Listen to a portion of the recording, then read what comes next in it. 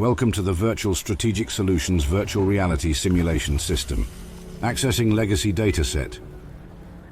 Files loaded, simulation ready. The New California Republic Rangers, originally the New California Rangers, are an elite military outfit of the New California Republic.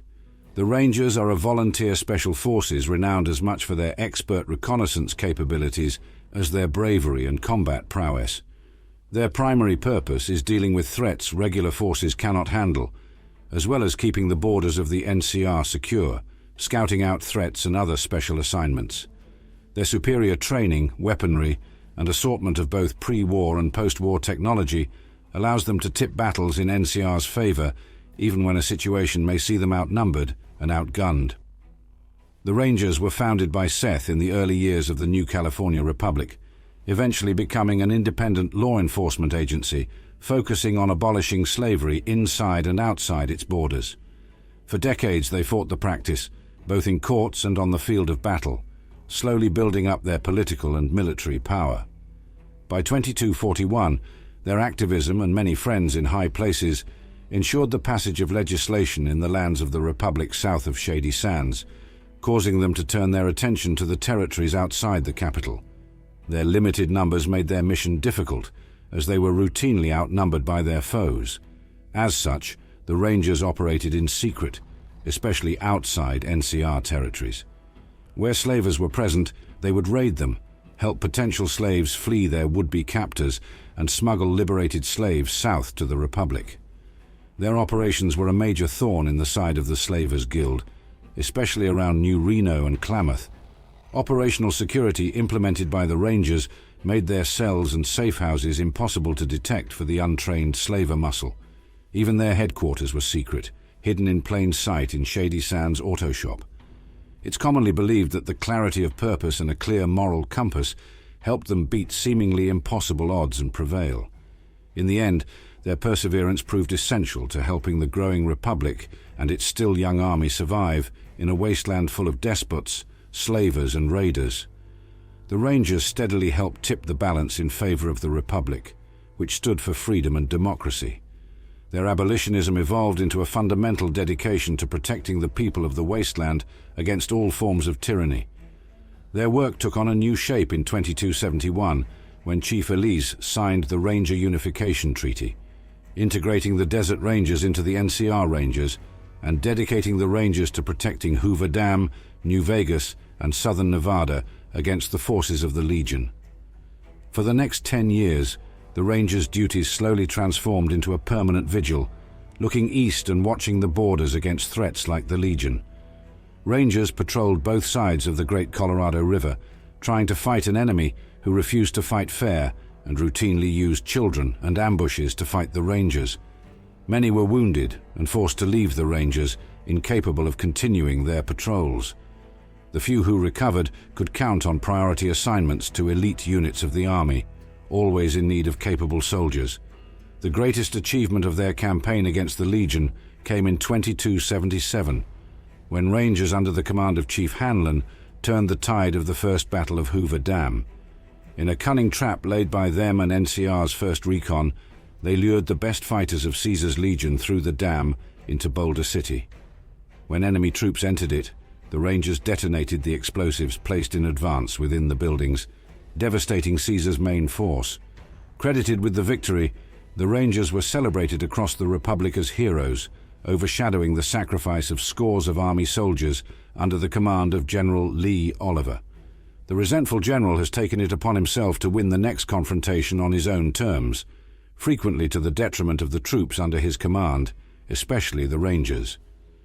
The New California Republic Army has adopted a confrontational posture, entrenching itself on the banks of the Colorado River while facing Legion positions on the opposite side.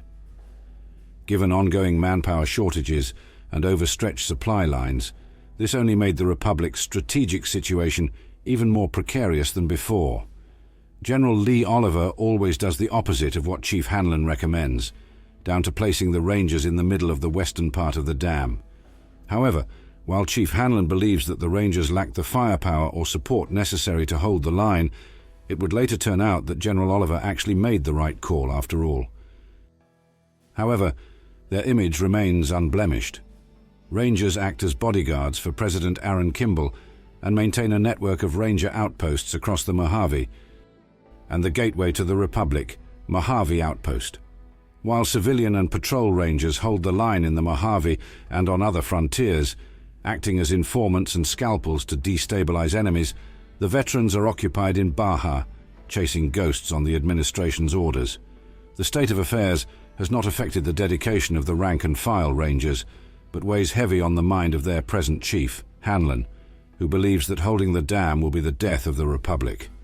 By 2281, they represent the elite of the NCR and are often given dangerous or prestigious tasks, such as forming the elite bodyguard of the then President of the Republic, Aaron Kimball. However, according to Chief Hanlon, a ranger's life boils down to the phrase "looking east," tools to be used for the territorial expansion of the Republic. Regardless, a ranger failing in their objective is a rare sight, and their success is often taken for granted. The Rangers operate from 6 ranger stations across the Mojave Wasteland. These stations are tasked with patrolling the NCR's territory, who then transmit their reports to the Rangers' headquarters, Camp Golf in the Mojave, who will then analyze the threat and directly call reinforcements from the regular army. However, these messages have been getting mixed up with conflated sightings, paired with both General Lee Oliver's favor over the rank-and-file soldiers of the NCR military and Rangers routinely being put in harm's way in favor of Oliver's power-armored shock troops, has made ranger work exceedingly frustrating for Chief Hanlon and the average patrol ranger. What started as an independent outfit dedicated to uprooting slavery evolved over the years into a distinct organization with the characteristics of civilian survey companies, special forces and law enforcement, part scout, part commando, part sheriff. Although once autonomous by 2271, the Rangers were folded into the NCR's military chain of command, operating under Army officers in any major engagements or ongoing operations of strategic locations like Mojave Outpost or Camp McCarran. However, Rangers are given leeway in terms of carrying out their duties, and as such often do not wear NCR dog tags, blurring the line between an independent agency and Army Special Forces. The Rangers are not numerous. In the Mojave Wasteland, the total number of Rangers across the region initially does not exceed a couple dozen, concentrated in Ranger stations. The troop surge in preparation for the Second Battle of Hoover Dam increases their numbers substantially. They are organized into Ranger battalions, which are in turn divided into companies and those into platoons and then squads. There are at least 4 Ranger battalions in existence, and their companies can be named after animals. A NCR Ranger hit squad also exists in the Mojave in 2281, ready to do terrible things to terrible people if ordered by NCR leadership. Rangers frequently serve a lifetime until they are incapacitated, killed or retire. Veterans who serve 20 years do not receive medals or watches, but rather the traditional Ranger sequoia, a ceremonial, but still very functional, hunting revolver. Like troopers of the Army, Rangers receive compensation for their work in the field. Payment is also incentive-based, and the discovery of important intel can lead to a salary raise. Unlike the NCR Army, the NCR Rangers are an all-volunteer force and make no use of conscription. Instead, the Rangers proactively recruit members, most commonly from among the soldiers of New California Republic Army, who demonstrated excellence at fighting and/or scouting, though prospective Rangers are free to refuse the offer. As long as the candidate demonstrates the requisite skills, anyone can join. The Rangers accept humans, ghouls, and super mutants all on an equal basis. All candidates are expected to undergo rigorous training, with roughly 8 out of 10 dropping out due to the extreme standards. Those who finish and are awarded the badge have proven that they are quieter than a shadow and more ferocious than even a deathclaw. Before the Rangers were formalized as an agency of the Republic, the Ranger Chiefs had much greater flexibility in nominating Rangers. Those who aided the Rangers' cause in substantial ways were fast-tracked to full Ranger status, complete with their distinctive pin. The Rangers are a close-knit outfit, with a great deal of emphasis placed on respecting the wisdom of their veterans and elders. As the elite military force of the Republic, The NCR Rangers have access to the best equipment the new California Republic can offer, although that doesn't include power armor, energy weapons, or force fields. The Ranger Unification Treaty in 2271 brought changes as the Desert Rangers merged into the Republic Rangers, bringing with them their traditional brown dusters. Their regular Ranger patrol armor is handmade in the NCR and offers good, balanced protection in combat and from the hardships of the desert, while the elite black armor uses advanced pre-war LAPD riot armor combined with the traditional Desert Ranger duster, a symbol of their skills and bravery. Ranger combat helmets are also old pre-war military gear that has built-in low-light optics, allowing for more advanced night scouting and sharpshooting to assist regular Army troops. Ranger armories are also significantly better than that of regular troops and include anti-material rifles, brush guns, various automatic weapons, and more. A pretty young woman in combat clothes, Chief Elise is used to giving out orders and projects an aura of confidence and lack of patience for nonsense and small talk. She's got a no-nonsense air about her, as she's used to giving orders and having folks obey them. Her experience and talents earned her the position of the leader of the NCR Rangers. Chief Hanlon mentions that he has been a member of the Rangers for 40 years, starting before Elise was chief. Rondo is the main mechanic of the new California Rangers, fixing their vehicles and weapons. He wears a set of grease-stained combat armor and carries a CZ-53 personal minigun he calls Old Bessie. Not surprisingly, he has little patience for anyone rummaging through his stuff. Gond is a super mutant member of the new California Republic Rangers. Although he fights for the right cause, he's like most other mutants. He was a former member of Unity, the mutant army created by the Master, after which he wandered the wastes until finding the Rangers, and now serves as a member of the Rangers, being equally treated as one of them. Hailing from California, Hanlon is the head of the NCR Rangers and is one of its longest-serving members.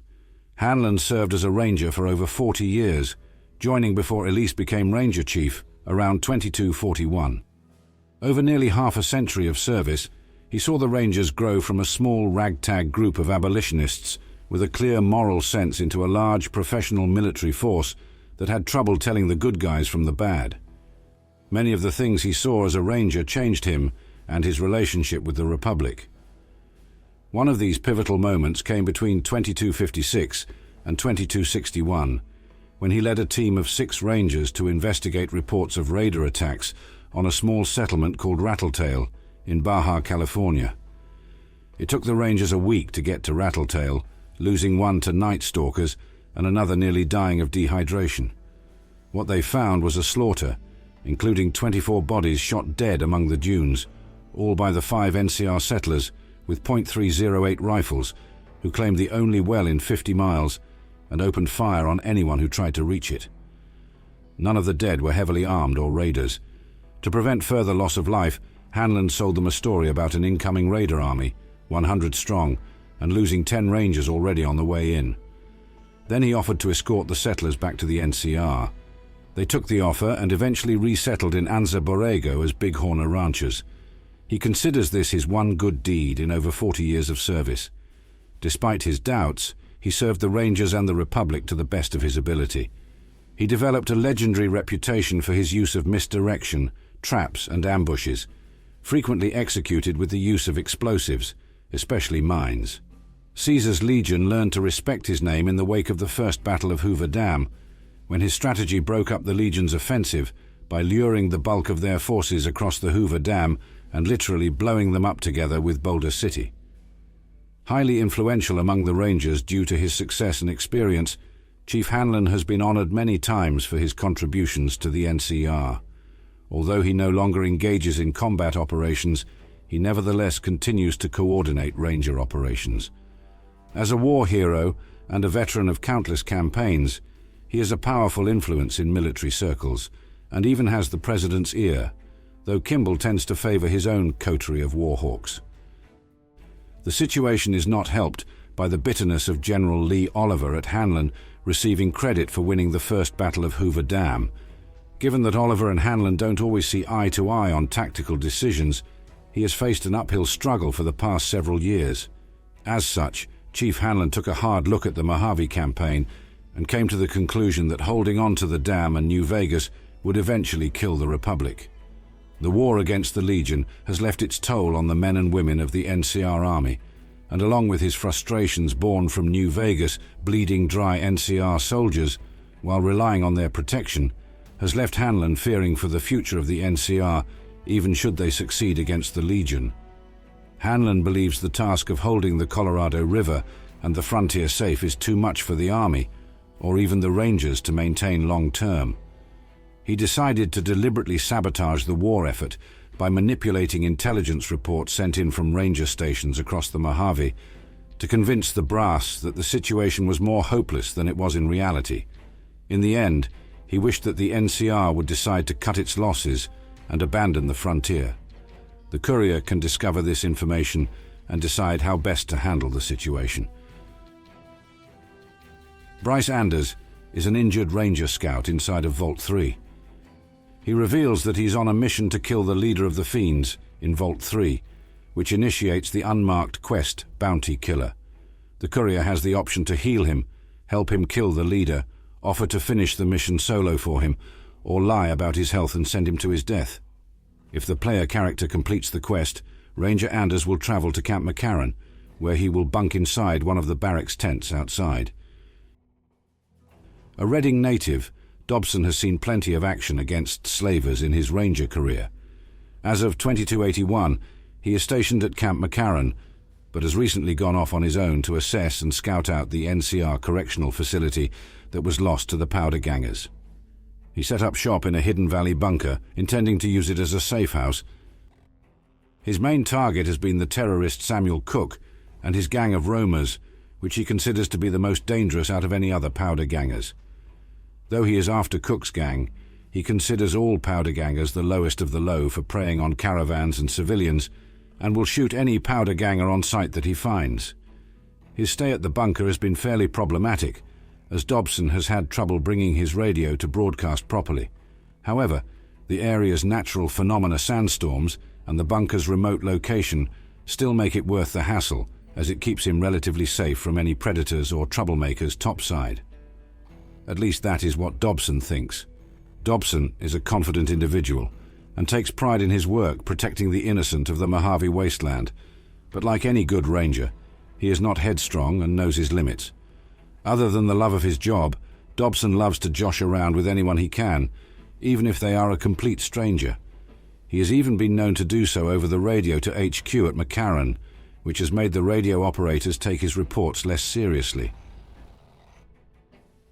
Ghost, named after the fact she is afflicted with albinism, is a ranger marksman posted to the outpost to defend it against anyone coming up the I-15 from the Mojave.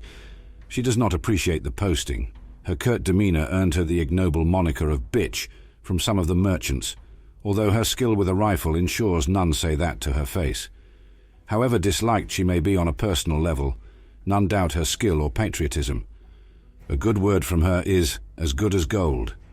Although she is an NCR patriot through and through, she does not have any imperialist zeal. In fact, she both recognizes malarkey and dismisses it just as quickly. She is quite an intuitive person and knows full well that the end of 2281 will be far bloodier than ever before in the Mojave. This perception is also applied to reading people, and after being stuck in a literal go-nowhere bureaucratic sinkhole, she will appreciate any and all actual vigor. Her attitude is most likely the result of her posting. Being stuck as a sniper in an outpost situated in a narrow pass is completely contradictory to who she is.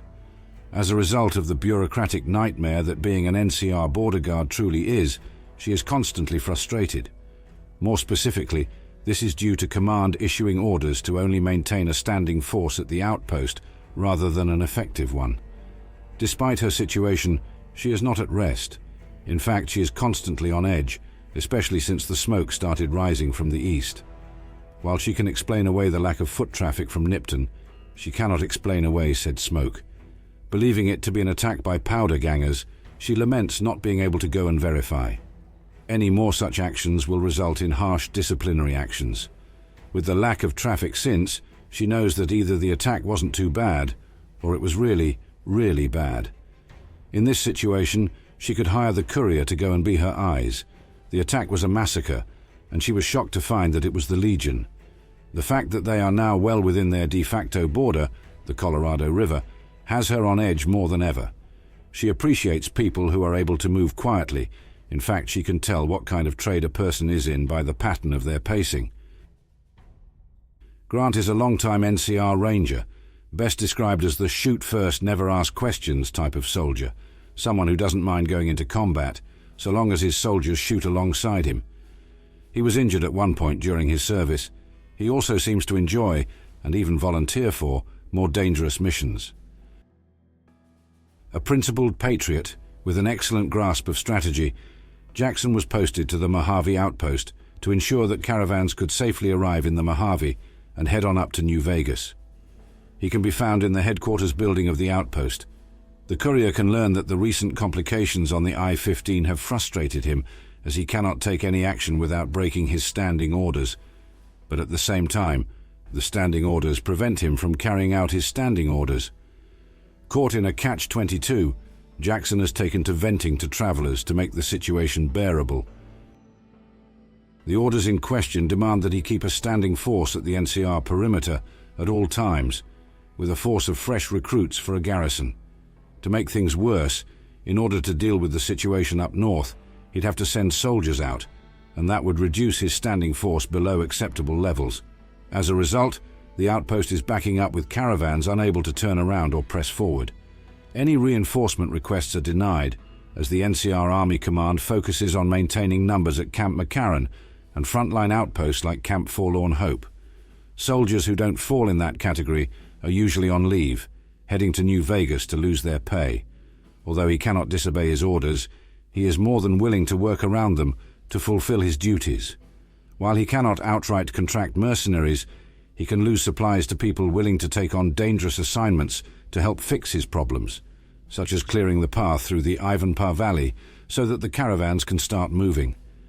His ability to work around bureaucracy is an undeniable asset, as Jackson is one of the few people capable of navigating the Byzantine legal systems of the Republic safely, and ensuring that a case reaches the courts and the Congress so that justice can be made. He does not shy away from going against caravan families and other political bigwigs, motivated by his belief in due process and the law. His strict approach to law and its principles goes double for frontier justice. He does not hesitate to put vigilantes in chains and ensure they're tried for murder. His single-minded belief in justice and patriotism helps keep him on the straight and narrow, especially when greed and corruption lead to unnecessary loss of life among honest caravaneers, weakening the Republic's already fragile hold on the Mojave and threatening the very foundations of the grand democratic project, all in the face of the totalitarian Caesar's Legion. Milo is an experienced ranger, normally assigned to Camp Forlorn Hope. Milo has taken the lead on securing the road into Nelson after Dead Sea and his troops attacked it, with his repeater Carmine and a gaggle of Greenhorn Army recruits. Although he has no formal authority over the troopers, he tries to help as best he can, preparing for the bid to retake Nelson. His biggest problem are the hostages crucified in the clearing in the middle of Nelson. The Legion has leverage and the advantage of terror on their side as long as they have those hostages.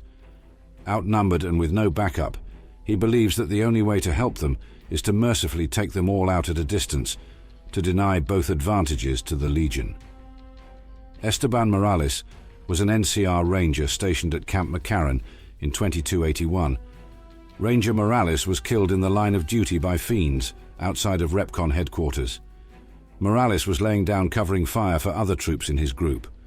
Wounded by enemy fire, he slowly bled out on the hot, cracked asphalt, as the fiends made it impossible for his squad to return for him. The fiends are now using his body, surrounded by traps, to lure other soldiers to their deaths. His wife, Private Christina Morales, also stationed at Camp McCarran, has subsequently requested that his body be recovered so it can be brought back home and given a proper burial. The command at McCarran denied her request, citing a lack of troops. Ranger Morales' best friend, Ranger Jackson, attempted to bring back his body without permission from his commanding officers, but met the same fate as his fallen comrade. Stella is an NCR Ranger who was captured by Caesar's Legion. She is now forced to fight in the Legion arena at the fort. She is very skilled in unarmed combat and has killed many high-ranking legionaries, including an elite centurion, with nothing more than her bare hands. Keller, an NCR Ranger for months, has been operating from the pawn shop in Westside, gathering evidence to break up the drug ring. He recently arrested a chem dealer named Price for supplying chem ingredients to the local gangs, such as the Fiends and Scorpions. With the dealer behind bars and awaiting questioning, Keller meanwhile poses as an associate of Price, handling his deliveries while he is away, covering up his absence as a recent business opportunity that Price went to check out. In turn, the agent intercepts incoming packages for Price to be used as evidence in his trial and to expose more of his associates. One of the people that Price made deals with to transport chem ingredients, the Camp McCarran quartermaster Daniel Contreras, is held under suspicion by Keller for his involvement in trafficking. Contreras soon sends one of his associates, the courier, to deliver a package of medical supplies to Price, unaware that his contact has already been apprehended and locked up. The Rangers, especially the veteran Rangers, have a fearsome reputation with friend and foe alike. In the Mojave, posters can be seen of them, and some NCR troopers believe they chew nails and spit napalm. Even men of Caesar's Legion speak of the Rangers with respect, calling them the best the profligates have to offer. The courier can encounter Rangers throughout the Mojave, in various outposts and camps. They can choose to help them in various quests, such as updating their radio security codes or rescuing a member from Vault 3. If the courier chooses to aid the NCR, a squad of veteran Rangers will aid in the Second Battle of Hoover Dam. The courier can call a Ranger in as backup through the NCR emergency radio, as long as the player character has a good reputation with the NCR. Alternatively, if they have a negative reputation with the NCR, they may send a squad of Rangers to kill the courier,